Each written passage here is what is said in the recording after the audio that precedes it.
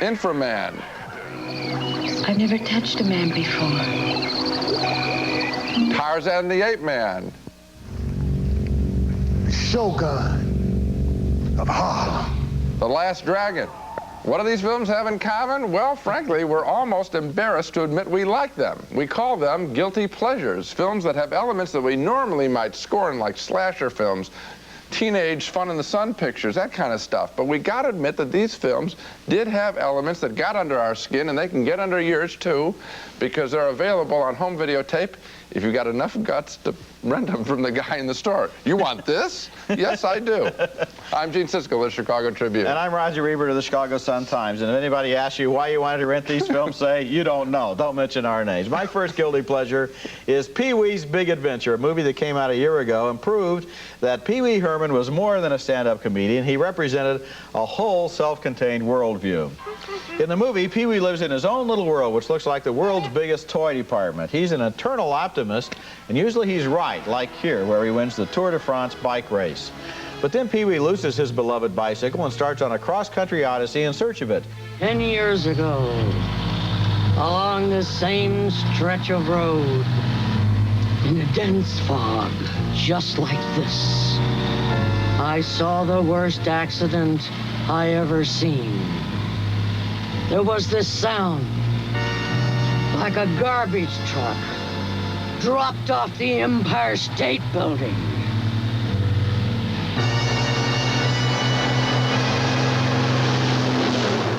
And when they finally pulled the driver's body from the twisted, burning wreck, it looked like this.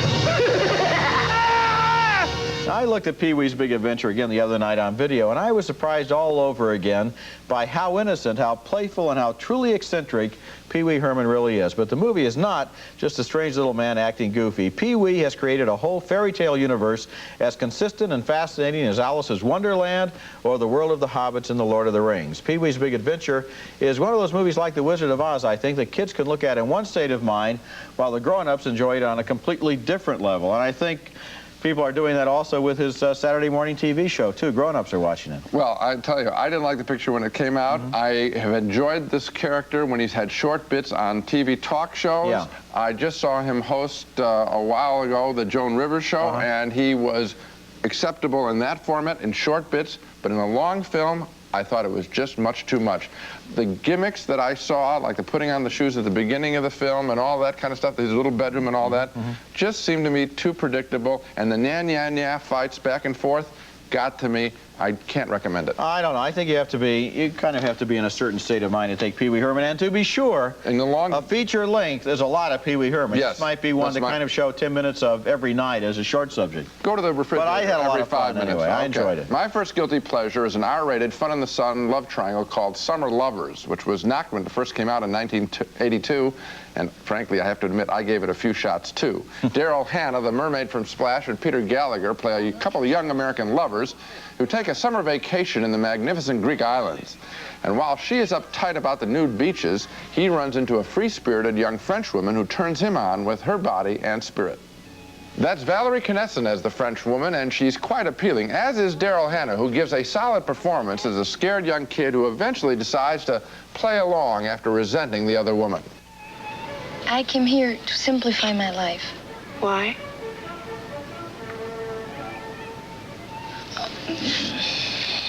C'est une longue histoire. I mean, it's a long story. I'd like to hear it. They move in together. The man now has 2 lovers, and they all have a great time at the beach. Now, why kid myself or you any longer? The film turned me on, that's obvious. The scenery is gorgeous, and if I were in college, I'd probably take my next summer vacation in the Greek islands. How's that for a real simple movie review? Summer Lovers was directed by Randall Kleiser, who made the hits Grease and Blue Lagoon, and he sure knows how to shoot pretty pictures and pretty people. And on that basis, I like it. Okay, I can understand that. On the basis of a libido, sure. I like to look at Valerie Knesset, and I like to look at Daryl Hannah, right. And that was a turn on. And the Greek islands are gorgeous. The Greek islands were a turn on, too, of course. Not quite as much. You got it. Yes, okay. You have your priorities in order. order. The thing that I found wrong with this movie was it's basically a beach party movie with a lot of nudity and also a lot of psychoanalysis and anguish and tears and conflict and so forth. And I would have liked it better if they'd left out the psychoanalysis, the conflict, and, you wanted more had more bikinis, yes. So that's my criticism. You mean fewer bikinis? Okay, because fine. remember, they were nude beaches. Coming up next, the guilty pleasure, Tarzan the Ape Man, starring not Johnny Weissmuller, but Bo Derek. Continuing our list of guilty pleasures, films we're sort of embarrassed to admit we like, my next choice is The Last Starfighter. Yes, I know it seems like another Star Wars ripoff, and when it came out in 1984, I think it was unfairly dismissed as just another space picture, but I got into this story of a poor kid living in a trailer park who is great at playing a video game called Starfighter. And when he breaks the scoring record on the machine, his neighbors cheer, the little group goes wild, and he soon gets a visit from a mysterious man, Robert Preston, driving a souped-up car. Who are you? Centauri's the name. I invented Starfighter, which is why I'm here. It is? It is.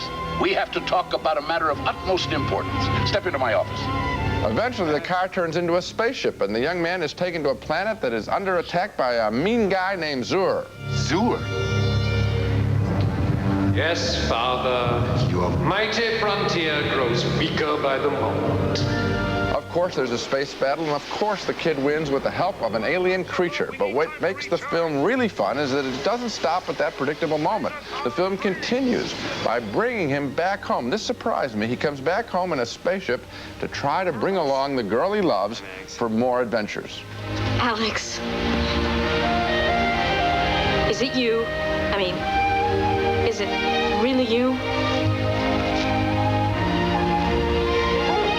That's a good kiss, and you don't know whether she's going to join him up in space. I love the great design of the picture, great hardware, nifty trailer park, and a world full of bright characters and joyful performances. It's not Star Wars, but it's very good entertainment. I'd rent this one. Well, I enjoyed it. Kinda. I enjoyed Robert Preston's performance. He's wonderful. You know, We Got Trouble Right Here in the Galaxy. Basically, he's doing the Music Man in outer space. Yes. And the special effects were fun. This movie didn't have the spark of inspiration, the real kind of over-the-top feeling that the Star Wars pictures have had, and it was kind of disappointing for that reason. But I think for people who have seen Star Wars over and over and over again, this is a real good one to move on to. Of all the imitators, this is the best one. Okay, my next movie, my next guilty pleasure is Tarzan the Ape Man, the 1981 Bo Derek version, which was completely willing to answer the age-old question, what really did go on in the jungle between Tarzan and Jane? In the movie, Richard Harris plays an explorer who wants to capture the legendary ape man and bring him back to civilization as a trophy. Bo Derek is Harris's daughter, and from the moment she first lays eyes on Tarzan, it's love at first sight.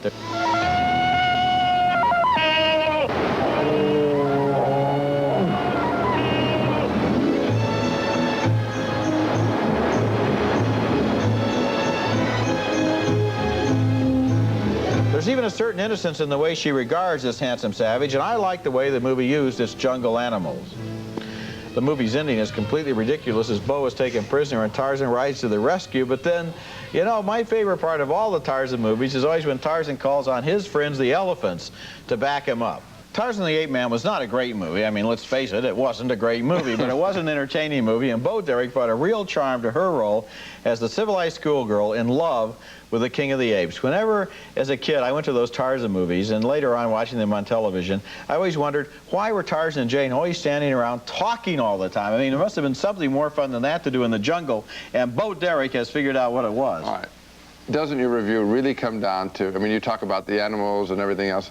I mean, you get to see Bo Derek, a lot of Bo Derek. Isn't that really why you like the picture? Or to put it another way, Tarzan of the Apes is the Blue Lagoon with elephants. Yes. Okay. In other words, yes. And that's why I didn't like Summer Lovers, was that they had too much talk, and they should have just forgotten to talk, moved to the jungle, and had Tarzan as the guy. You see Summer Lovers again, and I think you'll find that there are two beautiful women as opposed to one. Essentially, what we're saying is almost it's great to look at Bo Derek, and the animals were cute. I got Greece going for me in my other one. The islands of Greece. In this, you got the jungle. I mean, we're not totally perverted. I mean, we like nature, too. Coming up next, a wild kung fu movie featuring a karate kid squaring off against comical mobsters, including a video game shop owner and a dude who calls himself the Shogun of Harlem. The Shogun is back on the scene, and the Shogun is the master. This is picking 4 guilty pleasures, movies on video that we're almost ashamed to admit we liked. And my next guilty pleasure is named The Entity, a 1983 movie starring Barbara Hershey in a great performance in an interesting role as a single mother who is attacked by a poltergeist. She lives a fairly ordinary life until one day a powerful, unseen presence attacks her in her own home, throwing her around and breaking up the furniture. She goes to a psychiatrist played by Ron Silver, but he doesn't believe her story. He thinks she's having hysterical hallucinations. Do you think these things really exist in there? I'm not stupid.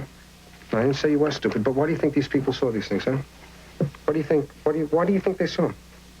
Huh? Can you take a guess? Do you know why? Because it was a way of expressing something that was frightening to them. Has nothing to do with Wait me. a second, Caller, it has a lot to do with you. It has nothing to do with me. Oh, no, it has a lot to do with you. It has an awful lot to do with you. These ghosts and demons were only ideas, but people saw them. Meanwhile, parapsychologists at the local university do believe her story, and they set a trap for the evil spirit, a mock-up of Hershey's house where she will be the bait and liquid hydrogen will be used to freeze the spirit in midair. Sure, the ending is a little ridiculous. I mean, how serious can you be while you're trying to freeze a poltergeist in midair with liquid hydrogen? But what impressed me about The Entity was how intelligently and powerfully it treated its real subject, which is a woman trying to convince a know-it-all expert that she is not imagining things. She really is having these experiences. After Barbara Hershey appeared in Hannah and Her Sisters, everybody said, gee, she's been a great actress all along. If they had looked at the performance in The Entity instead of just thinking of it as a horror movie, they might have figured that out a few years earlier. The only objection I had to the film was, and I think in your light reading about and talking about, people ought to know that we see her being raped, I mean, in her fantasy or whatever is going on, and she's thrown around quite brutally, and it is quite violent and it's R-rated and properly so. This is rough stuff early on in the picture. What is interesting to me about the film is the performance by this Ron Silver as the shrink, and her scenes with him play very real. I think if they had toned down some of the violence in the film, I think it would have been much more acceptable. Well, this film is not just an exploitation film. No, it is not. They really are trying to get into this conflict here between what the woman knows to be real. And in a way, if you want to look at it, the horror film symbolizes women themselves who have been assaulted and who can't get other people to believe they've really been assaulted. Often the male establishment won't believe them, and this is kind of taking that same theme and putting it into a horror film. I'm just saying the camera really lingers on those shots. Cut a little bit out of it, and you got a terrific film. My next guilty pleasure is one of the most tightly packed pieces of movie entertainment I've seen in a long time. The title is The Last Dragon, and it delivers a comic action story about a young karate student who wants to become a Zen master, but is lacking the required inner glow, says his teacher. Come, Leroy. Get up.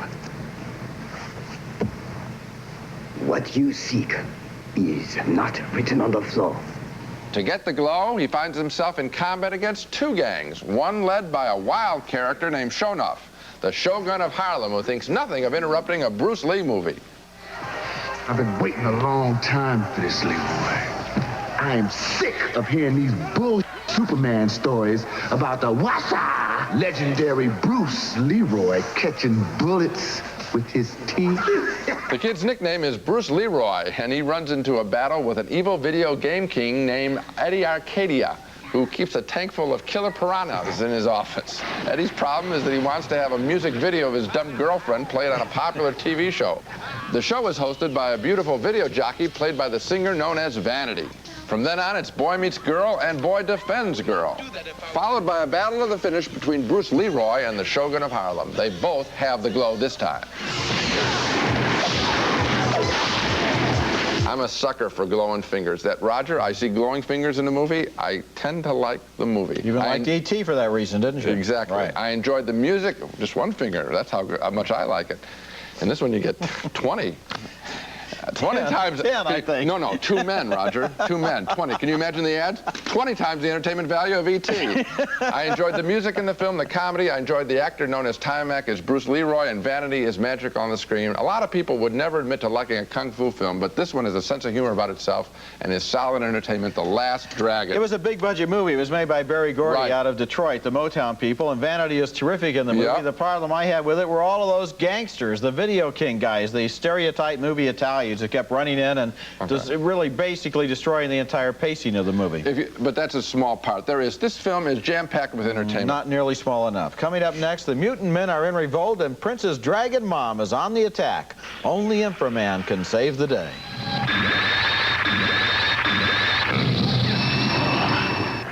My final guilty pleasure, a film I'm embarrassed almost to admit I like, is a film that starts out like a mad slasher movie, except it turns out to be a rubber knife. A little brother's having fun with his sister. And I don't think I've knocked any other category of film more often than slasher pictures. But this movie, The Funhouse, gets beyond that very quickly when it tells the story of 4 teenagers, 2 couples, who visit a carnival and have a lot of fun until one of the guys makes a suggestion about staying a little bit longer. Let's spend the night. In the Funhouse. Crazy. Beneath the funhouse floor, they spot a troubled, disfigured boy who hides behind a Frankenstein mask, and he seeks love from a fortune teller.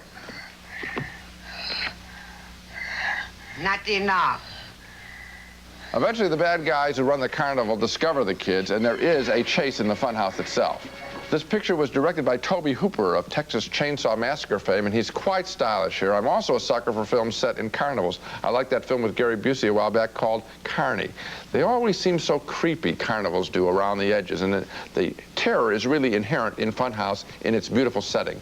Funhouse is rated R, and it's not for kids because the violence does get quite bold at the end, but I still like it. It's a worthy film, well directed. Of course, the irony about a lot of these R-rated films is that on video, we might as well admit this, they are rented by kids, and they are seen by kids anyway.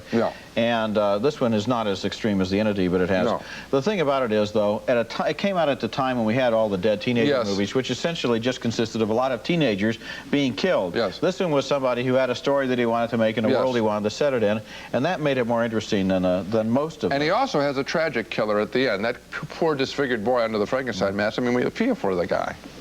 Well, I felt for movie characters more deeply in my career. My final guilty pleasure is one of the silliest and goofiest and most ridiculous Hong Kong monster movies that has probably ever been made. It's a 1976 movie called Infra-Man, and it begins with an incredible chain of events as the civilized world is attacked by mutant men from the center of the earth. The mutants are controlled by a sadistic high priestess known as Prince's Dragon Mom. Either surrender to me or I'll destroy all humans. I've spoken. It's all the warning you're going to get from me. You'll be destroyed. The mutant men look like they were assembled at the local plumbing factory. They have octopus arms and they leap around squealing with alarm. To meet the threat, the scientists create Infra-Man, a superhuman combination of brains, muscles, and built-in computer chips.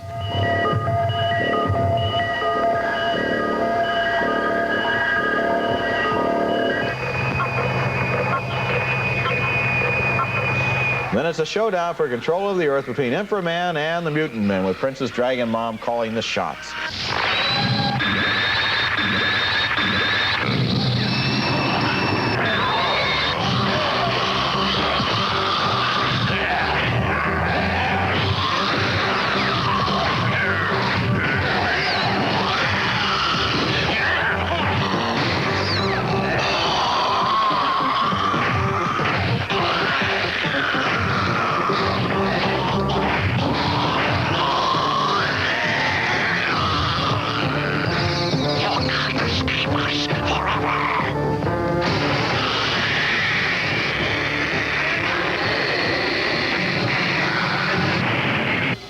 When I was watching Infra-Man for the first time, I knew I was seeing some kind of berserk masterpiece. And when Prince's Dragon Mom appeared, that's such a great character name, I knew I really had something special on my hands here. This is the kind of movie that happens when the lunatics take over the studio. I have no idea how or why Infra-Man was made, but there's never been another movie like it, and that may be a good thing. This is the perfect movie to watch on one of those occasions when you don't have a single thought in your head and you like it that way. Actually, I think there was a film similar to it called Ultraman. But anyway, rip-off, probably. Yeah, no, I think that one came first. But here's the point. You talked about this film for a long time. I never saw it. I screened it last night, and I must admit, it is ridiculous. And what I like about it is, first of all, the way Infra-Man gets his laser beams. I like laser beams, too. He has to go like that to shoot the laser. He just can't go like this. The other thing is, when he first comes on the screen, he always has to do 4 flips. Yes, every time. 4 flips first. Why? And then one more thing. And when if people are shooting at you, what would you do? Run for cover or do 4 flips? Okay, one last quote that I love from the movie. Okay. The guy says, 10,000 people have been killed. And the scientist says, oh. I thought that was good. Yeah, that's a nice moment. Now let's recap each of our guilty pleasures. My choices included the wacko comedy Pee-wee's Big Adventure, Barbara Hershey in the horror movie named The Entity, the Bo Derek version of Tarzan the Ape Man, and the bizarre and goofy Hong Kong science fiction thriller Infra-Man. For me, my guilty pleasures are Summer Lovers, 3 beautiful kids in the Greek islands, The Last Starfighter, more than just a Star Wars ripoff. Also, The Last Dragon, the kung fu comedy. And finally, The Funhouse, a genuinely scary and colorful and even a little bit tragic horror film. There, I've named them. I feel better already. And if you feel guilty when you rent these films, you can always say, I'm just renting these for a friend who doesn't have any taste. That's it for this week. Next time we'll be back with reviews of 4 new summer movies, including 2 of the biggest, Beverly Hills Cop 2 with Eddie Murphy and Ishtar with Warren Beatty and Dustin Hoffman. That's next week, and until then, the balcony is closed.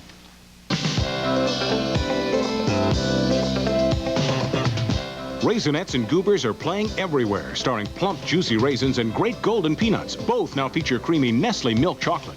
Olive oil from Spain makes chicken, seafood, and vegetables taste fantastic and has no cholesterol. What a healthy idea. Olive oil from Spain. Fly free with finesse on American Airlines. Look for details and $1.50 in coupons in your May 17th Sunday paper. Nothing less than beautiful. Nothing less than finesse. New Glade Litter Fresh. Cat lovers will love the way new Litter Fresh works to eliminate litter box odors.